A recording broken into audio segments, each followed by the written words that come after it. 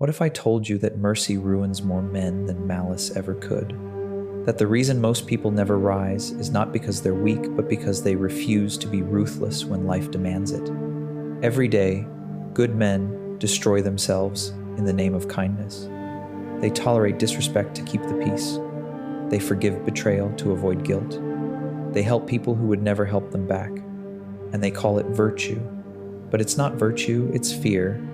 Fear of judgment, fear of rejection, fear of being called cruel. Machiavelli understood this better than anyone. He wrote that the ruler who hesitates to be harsh will lose both power and respect. Because the world doesn't honor goodness, it exploits it. When you lead with softness, you invite wolves. When you mistake patience for peace, you let parasites feed on your energy. And when you choose to be liked instead of effective, you trade power for pity. Ruthlessness is not about destruction, it's about preservation. It's the ability to cut cleanly, to end what must end, to protect your purpose even when it makes you look heartless. Because those who cannot be firm will be broken. The ruthless don't hate, they decide. They don't shout, they enforce. They don't beg to be understood, they move in silence and let results explain them. By the end of this video, you'll understand why ruthlessness is not cruelty, it's clarity. You'll learn how to control emotion, when to be cold, and how to draw boundaries that cannot be crossed. Because only the man who dares to look cruel in the moment earns respect that lasts a lifetime. And in a world that feeds on weakness, that kind of discipline isn't evil, it's survival. Let's begin.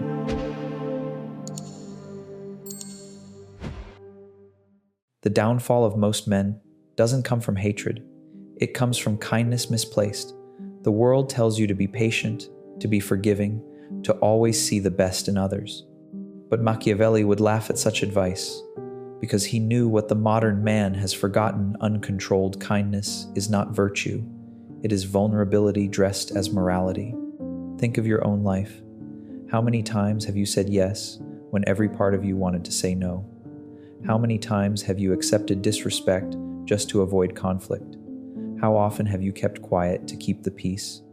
Every one of those moments was a small death, a cut you gave yourself to make someone else comfortable.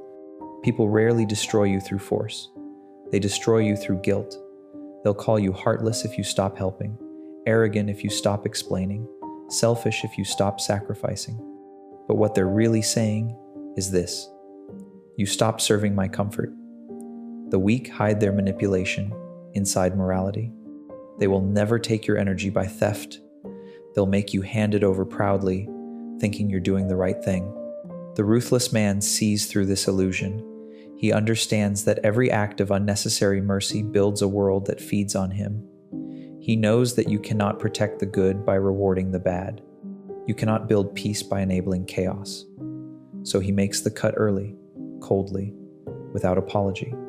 Machiavelli wrote that a ruler must learn how not to be good if he wishes to survive. That doesn't mean becoming cruel. It means understanding that mercy, without measure, invites disaster. The soldier who hesitates in battle dies. The leader who refuses to punish betrayal loses his throne. The man who forgives endlessly becomes invisible. Ruthlessness is simply the ability to recognize decay and remove it before it spreads. It's the same logic a surgeon uses when he cuts away the infection to save the body.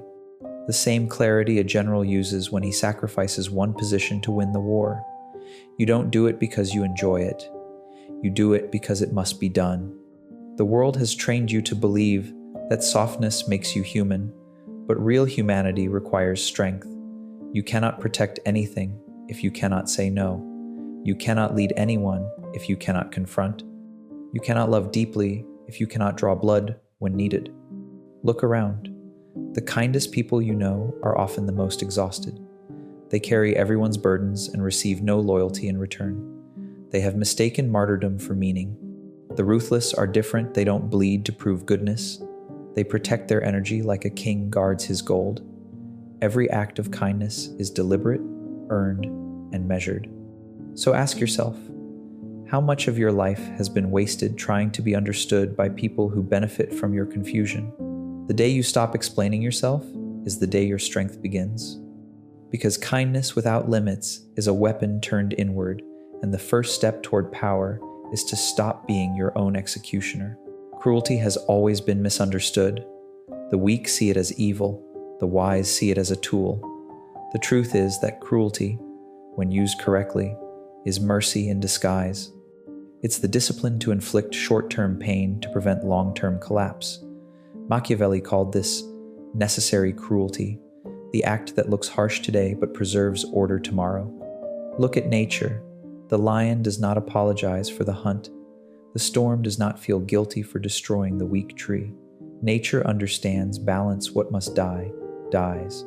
What is strong, survives. Only man, drowning in emotion, calls this cruel. The ruthless man understands what nature already knows. Mercy without limits breeds corruption. When you refuse to confront what must end, you allow rot to spread until it consumes everything worth saving. In business, leaders who avoid firing the incompetent eventually lose the competent. In relationships, those who fear confrontation end up disrespected. In politics, those who try to please everyone end up leading no one. The refusal to be cruel when needed is not virtue, it is negligence. It is the coward's version of compassion. Machiavelli observed that Cesare Borgia, one of the most feared and respected rulers of his time, was ruthless in restoring order to a chaotic province. His punishments were swift and public. People called him brutal, but crime vanished, order returned, and the land prospered. His cruelty was not random, it was calculated, it was precise, it was necessary. That's what separates the savage from the strategist. The savage is cruel from emotion, the strategist is cruel from reason. The first destroys blindly, the second enforces peace through control. When a line is crossed, he acts without hesitation. He doesn't threaten, he doesn't negotiate. He enforces consequences so clearly that others never test him again. You must understand this. People respect what they fear losing. If you are always patient, forgiving, and tolerant, they will stop valuing you. They will assume your limits are illusions. Necessary cruelty reintroduces consequence into their world. It reminds them that your tolerance is a choice, not an obligation. Cruelty without cause is tyranny, but cruelty with purpose is strength. It's how civilizations survive, how empires maintain order, how individuals protect their sanity. It is not about revenge, it's about restoration. Every time you act decisively, you send a signal. I am not to be played with. I am not endlessly available. I am not afraid to walk away. This form of ruthlessness demands emotional control. You cannot be cruel if you are angry. Anger is noise. True cruelty is cold, still, and surgical. The ruthless man does not shout or threaten. He observes, decides, and acts. He delivers consequence like a quiet verdict, then moves on without explanation. To outsiders, it looks heartless. To those who understand power, it looks inevitable. Because necessary cruelty is not about harming others, it's about preventing harm to yourself. And the sooner you learn to wield it, the sooner you'll stop being a target and start being a force. Power doesn't begin with dominance. It begins with control of yourself, your time, your emotions, and your energy. Every empire that collapsed started with a leader who lost control of one of these. The ruthless understand that before you command others, you must first command yourself. Machiavelli saw power as an ecosystem. Rulers, subjects, allies, enemies, all held together by perception. To lose control of perception is to lose everything. That's why the ruthless are deliberate in every action. They know that every reaction, every word, every silence sends a signal. They don't waste movement. They don't explain endlessly. They don't try to please, because to seek approval is to give power away. Most people destroy their own authority by trying to look harmless. They confuse approachability with weakness. They think humility means shrinking so others can feel tall. But humility without strength is invisibility. The ruthless are not loud, but their presence is felt. Their calm makes others nervous because it suggests knowledge, calculation, and control. There are 3 elements to the anatomy of power: perception, distance, and consequence. Perception is what people believe about you, your reputation, your tone, your boundaries. It is more powerful than truth. People don't act on facts, they act on perception. If they perceive you as indecisive, they will treat you like one. If they perceive you as steady and unyielding, they will move carefully around you. The ruthless man crafts this perception with precision. He never reacts too fast, never over-explains, never gives away his full intentions. His power grows in mystery. Distance is the second element. When you are always accessible, you lose gravity. The more you give, the less you're valued. The ruthless maintain space physically, emotionally, strategically. They don't let everyone close. They don't broadcast their pain or ambition. Their distance creates curiosity, and curiosity creates influence, because people fear what they can't read. Consequence is the final pillar. Power only exists where consequence is certain. If your boundaries have no bite, your words mean nothing.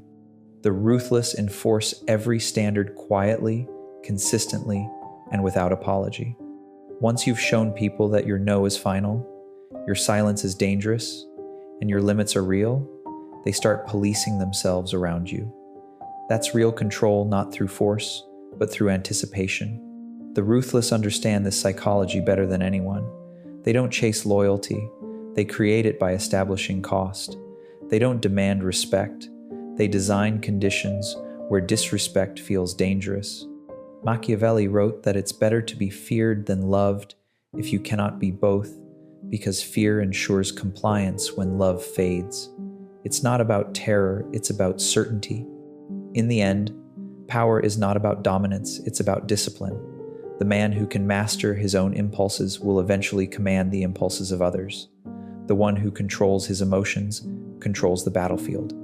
And that battlefield, in every age, has always begun in the mind. Because ruthlessness isn't chaos, it's structure. It's the architecture of power built brick by brick through restraint, through precision, through the quiet authority of a man who never loses himself. Every weakness in a man can be traced to one thing: attachment. Attachment to approval, attachment to comfort, attachment to people who drain him. Machiavelli understood this centuries ago when he warned rulers to never depend entirely on the loyalty of others. For the moment you do, you hand them the key to your destruction. Most people think ruthlessness means aggression. It doesn't. True ruthlessness is detachment, an inner freedom that makes you impossible to manipulate. The ruthless man can walk away from anything that no longer serves his purpose. He can love without worshiping, give without losing, care without clinging. He understands that emotion, when left unchecked, becomes a leash. Detachment does not mean apathy, it means control. It means you feel, but you don't fold. You want, but you don't need. You engage, but you never depend. This is how you move through life like a strategist, not a servant, because when your peace depends on someone else's approval, you are already conquered. Think about how easily people give away their power. One insult ruins their day. One rejection destroys their confidence. One person's silence makes them question their worth. They are slaves to every opinion that crosses their path. The ruthless man doesn't live like this. He's not cold, he's disciplined. His emotions serve him, not the other way around. Machiavelli wrote that a ruler must learn to act against faith, against charity, against humanity, when necessity demands it. What he meant was simple. You cannot be ruled by sentiment in a world ruled by ambition. Detachment gives you the clarity to do what must be done when others hesitate. In battle, emotion kills. The soldier who panics dies first. In business, emotion blinds. The man who takes things personally makes decisions that cost him power. In life, emotion enslaves. The one who cannot detach becomes predictable, and predictability is the death of control. To practice detachment, you must begin with your own ego. The need to be liked, the need to be right, the need to prove yourself. These are the traps that make men soft. When you kill the need for validation, you free your judgment from corruption. You stop negotiating with weakness. You stop seeking fairness from a world that respects only leverage. This is what makes the ruthless man powerful. He moves without fear of loss, because he knows he owns nothing that owns him. His confidence doesn't come from possessions, people, or praise. It comes from the one thing no one can take: his self-command. When you reach this level of detachment, your silence becomes heavy, your presence becomes commanding. People sense that you don't chase, that you don't beg, that you don't depend. They feel your independence and adjust themselves accordingly. Some will fear you, others will respect you, but none will control you. Detachment is not withdrawal from the world, it's mastery within it. It's the discipline to stay centered while everything around you tries to pull you off balance. And the man who can remain still while others scramble will always win, not through noise, but through inevitability. Every act of ruthlessness must serve a purpose. The world is full of men who mistake chaos for strength, aggression for power, cruelty for control. But the truly ruthless are not violent, they are precise. They think like surgeons, not butchers. Every move is measured, every risk calculated. Machiavelli taught that fortune favors the bold, but only when boldness is guided by reason. Emotion without calculation leads to ruin. The ruthless understand that every decision carries a price, and they are willing to pay it when the return is greater than the cost. That is what makes them dangerous. They do not flinch when others hesitate. Strategy is the art of seeing the board as it is, not as you wish it to be. Most people play checkers, they react, they respond, they move without thinking ahead. The ruthless play chess. They don't just act, they anticipate. They read patterns, they sense timing, they manipulate outcomes long before anyone realizes a game has begun. In this world, timing is everything. The ruthless know when to strike and, more importantly, when to wait. The impatient man burns bridges he could have crossed later. The fearful man never moves at all. But the strategist studies the terrain. He learns the habits of his opponents, the weaknesses of his allies, the blind spots of those in power. Then, when the moment is perfect, he acts once decisively and wins what others could not even see. This kind of thinking requires distance from emotion. You cannot calculate clearly if you're consumed by pride, anger, or desperation. The ruthless man removes himself from the heat of the moment. He steps outside the storm and observes it from above. He asks, if I act now, what is the cost? If I wait, what is the gain? If I lose, what remains? This detachment turns chaos into opportunity. Even compassion, when used strategically, becomes power. A well-timed gesture of mercy earns loyalty far more effectively than constant kindness. A calculated act of generosity can disarm suspicion and buy influence where force would fail. The ruthless know that every action, kind or cruel, must serve the same master: control. The key to strategy is perception. You must appear predictable enough to be trusted, yet mysterious enough to be feared. Too much transparency invites attack, too much secrecy invites rebellion. The ruthless balance both. They let people think they understand them just enough to feel safe, while hiding their true direction behind calm eyes. Machiavelli's princes thrived not because they were the strongest, but because they were the most strategic. They used information as a weapon, patience as armor, and silence as a trap. You must do the same. Stop showing your cards to those who haven't earned your trust. Stop announcing your every move. Let them underestimate you. It's the greatest advantage you'll ever have. Because the ruthless don't fight every battle they win before the war begins. They don't rely on chance, they build inevitability. And when the time comes to move, they strike once, without noise, without warning, and without mercy. That is the cold mathematics of strategy. Calculate, wait, and conquer. Mercy, to the ruthless, is not a weakness. It is a calculated move, a psychological strike disguised as kindness. Most people believe mercy is moral, but Machiavelli saw it differently. He knew that mercy could be used to control, to buy loyalty, to create a debt no one can ever fully repay. True power doesn't always demand submission through fear. Sometimes it seduces through forgiveness. When you punish, people remember the pain. When you forgive, they remember the imbalance. They remember that you could have destroyed them, and you didn't. And that memory turns into silent obedience. They start to move carefully around you, uncertain whether you'll show that same mercy again or withdraw it. That uncertainty is control. The ruthless understand that mercy loses its power when given freely. Compassion without restraint becomes currency for the undeserving. It invites leeches, opportunists, and manipulators who feed on generosity.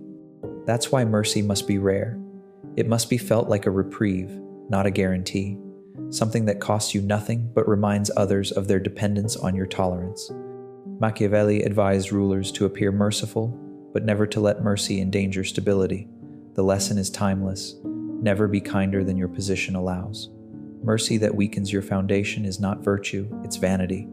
The ruthless give mercy like a king handing out gold, publicly, deliberately, and always in a way that serves the throne. But there is another reason mercy is powerful: it confuses your enemies. When a man expects vengeance and receives clemency instead, his mind becomes unstable. He can't predict you anymore. He can't prepare for what's coming next. Mercy breaks the rhythm of expectation. It makes people question your limits and second-guess their own moves. And in strategy, confusion is as valuable as fear. There's also a hidden benefit to restrained mercy. It keeps your enemies close. When you forgive someone strategically, you earn access to their gratitude, their guilt, their secrets. They reveal themselves out of relief, not caution, and that information is more valuable than any punishment could be. But make no mistake, mercy is not peace. It is simply the pause between wars. It is the silence before the next move. A ruthless man forgives without forgetting, pardons without trusting, and shows grace without surrendering leverage. He keeps his hands clean while letting others live with the weight of their debt. The difference between a fool's kindness and a ruler's mercy is intent. The fool forgives because he fears conflict. The ruler forgives because he has already won. The fool spares because he feels pity. The ruler spares because he sees advantage. Mercy used well builds empires. It makes enemies hesitate, allies loyal, and rivals indebted. But mercy, without control, destroys kings. It teaches others that your strength is negotiable. So use mercy sparingly. Deliver it when it amplifies your influence, when it reinforces your authority, when it reminds others that your power does not depend on cruelty, but your dominance does not require kindness either. Because in the hands of the ruthless, mercy is not surrender. It's a reminder. I could have ended you, but I chose not to this time. Every ruler, every strategist, every ambitious soul must wear a mask, the mask of humanity. The ruthless understand that power is not sustained through fear alone, it is maintained through the illusion of empathy. To dominate in a world obsessed with morality, you must learn to appear human, even when your heart has learned to separate emotion from decision. Machiavelli wrote that a prince must learn how not to be good, but he also warned that he should never appear otherwise. The appearance of virtue is far more valuable than virtue itself. Because people don't need you to be good, they only need to believe you are. Belief is what holds empires together. Reality is what builds them. The mistake of the naive is honesty. They believe transparency earns trust. It doesn't, it earns exposure. The ruthless reveal only what strengthens perception. They smile when others expect warmth, listen when others crave sympathy, and act merciful when they have already decided the outcome. This is not deception, it's diplomacy. The world is built on masks. Every politician wears one. Every leader, every executive, every seducer who moves crowds knows this truth. Sincerity is dangerous when unfiltered. If people saw the hunger that drives you, the coldness that guides you, the calculation behind every word, they'd fear you too soon. They'd resist you before you could move. So you give them comfort. You give them familiarity. You give them a mirror of their own morality.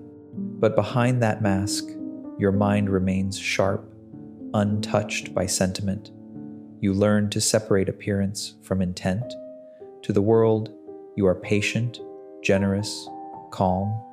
Inside, you are simply waiting for the right moment. This mastery of duality is what separates rulers from idealists. Idealists exhaust themselves trying to prove they are good. Rulers let others believe it without ever needing to confirm it. And while the crowd is busy admiring their supposed virtue, they are busy securing their advantage. Consider this. If the ruthless wore their true face all the time, they would be destroyed by fear and envy. Power, to survive, must feel approachable. A good mask makes power look human. It makes the people lower their guard, and that's when the real work begins. But the mask does more than protect, it transforms. Over time, the role becomes second nature. You begin to embody the very control you pretend to have. The performance of calm becomes actual calm. The act of confidence becomes real confidence. Pretending to be untouchable turns into being untouchable. The mask becomes your weapon, then your armor, then your identity. The danger is forgetting to take it off in solitude. Even the ruthless must have moments of stillness, where the face is bare and the truth is seen. Not to feel guilt, but to remember direction. Because power without reflection becomes tyranny, and tyranny eventually consumes itself. The art is balance, to wear the mask convincingly without losing your humanity entirely, to project warmth without ever letting the fire burn you, to wield empathy as a tool, not as a chain. The world must see your humanity, but only you should know how limited it truly is. Because in the end, those who appear purely ruthless fall quickly. Those who appear purely good are devoured. But the one who wears both faces the mask of humanity over the mind of steel he rules until he chooses to stop.